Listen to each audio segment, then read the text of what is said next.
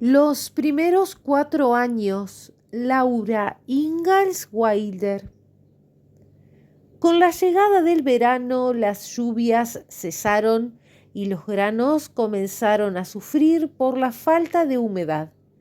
Todas las mañanas Almanzo buscaba ansiosamente señales de lluvia y al no ver ninguna continuaba con su trabajo. Y entonces llegaron los vientos cálidos. Todos los días soplaba con fuerza desde el sur. Laura lo sentía en la mejilla como el aire caliente del horno al abrir la puerta el día de hornear. Durante una semana soplaron los vientos cálidos, y cuando cesaron, el trigo y la avena tiernos estaban secos, marrones y muertos.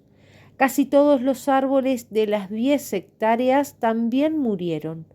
Almanzo decidió que no había esperanza de replantarlos para que los árboles crecieran y cumplieran con la ley de las concesiones. Era hora de demostrar su valía, pero no pudo. Solo había una manera de salvar el terreno. Podía solicitar un derecho de preferencia. Si lo hacía, debía demostrar su valía en 6 meses y pagar a Estados Unidos $1,25 por acre. La residencia continua no sería un problema, pues ya estaban allí. Sería difícil conseguir el dinero al final de los 6 meses, pero no había otra opción. Si Almanzo no presentaba la solicitud de la tierra, alguien más lo haría, pues si no la demostraba, la tierra volvería al gobierno y estaría abierta a la colonización de cualquiera. Así que Almanzo se apropió de la tierra. Había una ventaja, ya no tenía que trabajar entre los árboles. Aquí y allá alguno había sobrevivido, y Almanzo los cubrió con estiércol y paja del granero. El mantillo ayudaría a mantener la tierra húmeda y por lo tanto a los árboles a sobrevivir. El álamo frente a la ventana de la despensa de Laura, al estar al norte de la casa, había estado protegido de la fuerza de los vientos cálidos y del sol. Crecía a pesar de la sequía. Laura amaba todas sus ramas verdes que se mecían justo al otro lado del cristal mientras preparaba la comida en el amplio estante frente a la ventana y lavaba los platos allí. No llovió después de la tormenta, pero a menudo se formaban nubes ciclónicas en el cielo y luego se dispersaban. Era un tiempo de ciclón. Una tarde bochornosa, Almanzo estaba en el pueblo y Peter se había ido con las ovejas. Laura terminó su trabajo y ella y Rose salieron al patio. Rose jugaba con sus platos de juguete bajo el álamo, en el lado sombreado de la casa, mientras Laura observaba distraídamente las nubes, más por costumbre que por miedo real, pues se había acostumbrado al peligro de las tormentas. El viento había soplado con fuerza desde el sur por la mañana, pero había amainado y Laura notó que las nubes se acumulaban en el norte. Había un sólido banco de negrura y ante él se extendían las nubes. El viento arreció, soplando con fuerza desde el sur, y al observar, Laura vio cómo la terrible nube en forma de embudo descendía hacia el suelo desde el muro de negrura. La luz se tornó verdosa y agarrando a Rose, Laura corrió con ella hacia la casa. Cerró rápidamente todas las puertas y ventanas antes de correr a la despensa para mirar de nuevo, desde la ventana hacia la tormenta. La punta del embudo había tocado el suelo y pudo ver cómo se levantaba el polvo. Pasó sobre un campo de césped recién roto y las franjas de césped se levantaron hasta perderse de vista. Entonces chocó contra un viejo pajar. Hubo una imagen borrosa y el pajar desapareció. La nube en forma de embudo se dirigía hacia la casa. Laura levantó la trampilla del suelo de la despensa y llevándose a Rose consigo, la atravesó rápidamente hacia el sótano, cerrando la puerta tras ella. Abrazando a Rose con fuerza, se acurrucó en un rincón de la oscuridad y escuchó el aullido del viento sobre ellas, esperando a cada segundo que la casa se levantara y se las llevara. Pero no pasó nada, y después de lo que parecieron horas, pero en realidad fueron solo unos minutos, escuchó la voz de Almanzo llamándola. Tras abrir la puerta del sótano, Laura cargó a Rose por las escaleras. Encontró a Almanzo junto a su equipo en el patio, observando la tormenta pasar hacia el este, a menos de 400 metros al norte de donde se encontraban. Continuó derribando edificios y pajares, pero solo una llovizna cayó sobre la tierra reseca. Almanzo en el pueblo había visto la nube de tormenta y se apresuró a volver a casa para que Laura y Rose no estuvieran solas. No hubo más ciclones, pero el clima continuó cálido y seco, y el día 5 de agosto fue especialmente cálido. Por la tarde, Almanzo envió a Peter a buscar a la mamá de Laura y a las 4 en punto envió a Peter de nuevo al pueblo, esta vez en su pony para ir al médico. Pero su hijo nació antes de que el médico pudiera llegar. Laura estaba orgullosa del bebé, pero curiosamente deseaba a Rose más que a nada. A Rose la habían mantenido alejada de su madre para que estuviera tranquila, y una criada la cuidaba con indiferencia. Cuando Laura insistió, la criada trajo a Rose, una criatura tímida con carita redonda de bebé, a ver a su hermanito. Después de eso, Laura descansó plácidamente y pronto pudo interesarse por los sonidos del exterior, pues sabía bien, gracias a ellos, qué estaba pasando. Un día Peter llegó a la puerta del dormitorio para darle los buenos días. Llevaba una pluma larga en la cinta del sombrero y al asomarse sobre su rostro afable, su aspecto era tan cómico que Laura no pudo evitar reír. Entonces lo oyó hablar con su pony y llamar a su perro, y supo que estaba sacando a las ovejas. Él cantaba: «Dios mío, pero qué guapa es, Dios mío, es el nombre más dulce. Amarla es mi deber, mi linda, pequeña y rosada Jenny, Jenny Jerusa Jane». Y Peter y las ovejas estuvieron ausentes hasta la noche. Entonces oyó a Rose jugando con sus corderitos. Eran tan grandes ahora. 3 de ellas salieron con las ovejas, pero las 2 más pequeñas seguían rodando por la puerta trasera y el patio para que las alimentaran y jugaran con ellas. A menudo empujaban a Rose, pero todo estaba en un juego. Entonces oyó a la chica contratada negarse a darle a Rose un trozo de pan con mantequilla, hablándole con enfado, y Laura no lo soportó. Gritando desde la cama, zanjó el asunto a favor de Rose. Laura sintió que debía apresurarse y recuperar fuerzas. Rose no debería ser tan maltratada por cualquier chica contratada. Y además estaban los salarios de $5 semanales. Debían detenerse cuanto antes, pues pronto llegaría el momento de pagar una deuda. Laura estaba haciendo su propio trabajo nuevamente un día 3 semanas después, cuando el bebé sufrió espasmos. Pero murió tan rápido que el médico llegó demasiado tarde. Para Laura los días siguientes fueron, afortunadamente, borrosos.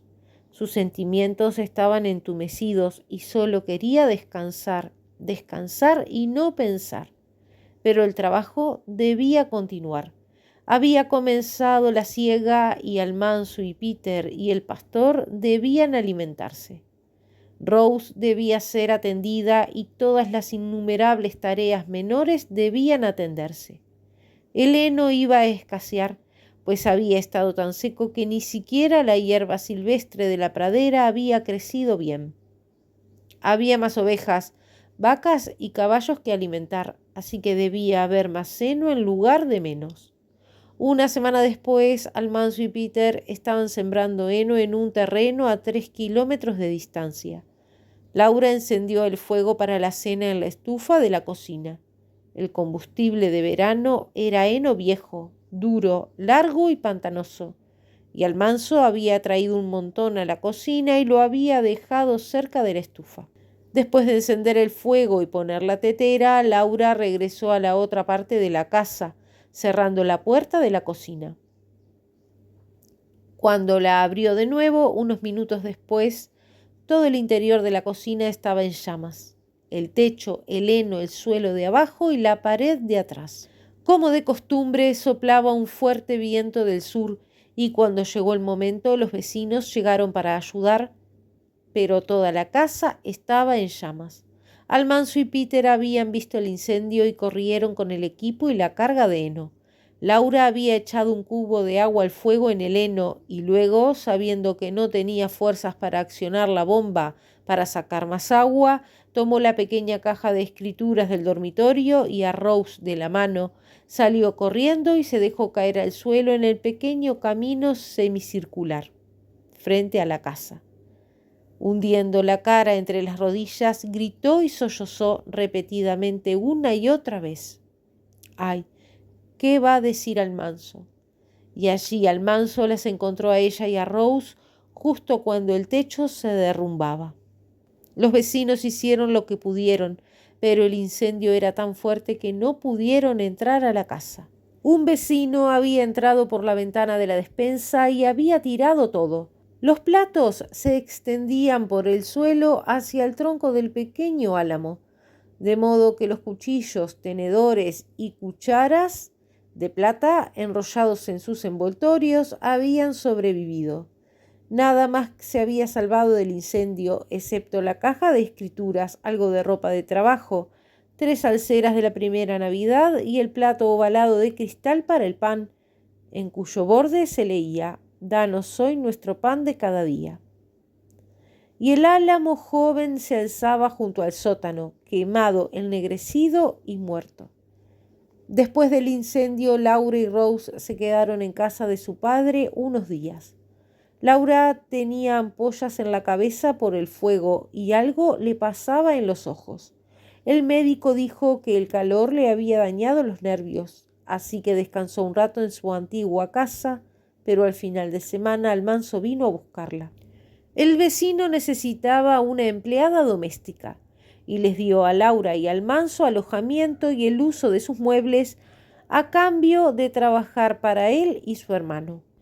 Laura estaba tan ocupada que no tenía tiempo para preocupaciones, cuidando de su familia, los 2 hombres, Rose, Peter, durante el resto de la siega, mientras Almanzo y Peter construían una larga choza de 3 habitaciones en hilera, cerca de las ruinas de su casa. Estaba construida con tablas de un solo grosor y revestida con papel alquitranado por fuera, pero era sólida y al ser nueva era muy acogedora y bastante cálida. Las noches de septiembre refrescaban cuando la nueva casa estuvo lista y ocupada. El 25 de agosto había pasado desapercibido y el año de gracia terminó. ¿Fue un éxito la agricultura? Depende de cómo lo mires, dijo Almanzo cuando Laura le hizo la pregunta. Habían tenido mucha mala suerte, pero cualquiera podía tenerla, incluso sin ser granjero. Había habido tantas temporadas secas que seguramente el año siguiente sería una buena cosecha. Tenían mucho ganado. Los 2 potros mayores estarían listos para vender en primavera. Algún recién llegado a la tierra seguramente los querría y además estaban los potros más jóvenes. Había un par de novillos listos para vender. Probablemente venderían 12 o 13 dólares cada uno. Y allí estaban las ovejas, el doble que el año pasado para cuidar, y algunos corderos y las 6 ovejas viejas para vender. Al construir la nueva casa a un precio tan bajo, les quedó dinero para ayudar a pagar para probar en la tierra. Quizás las ovejas fueran la respuesta. Todo estará bien porque con el tiempo todo se equilibra. Ya lo verás, dijo Almanzo mientras se dirigía al granero. Mientras Laura lo veía irse, pensó: sí, todo se equilibra con el tiempo. Los ricos tienen su hielo en verano, pero los pobres lo tienen en invierno. Y el nuestro está por llegar pronto. Se acercaba el invierno una vez más. En la casa estaban empezando de cero sin nada. Sus posesiones apenas cubrirían sus deudas. Si conseguían los 200 dólares para demostrarlo, el terreno sería suyo de todos modos, y Almanzo pensó que sí podía.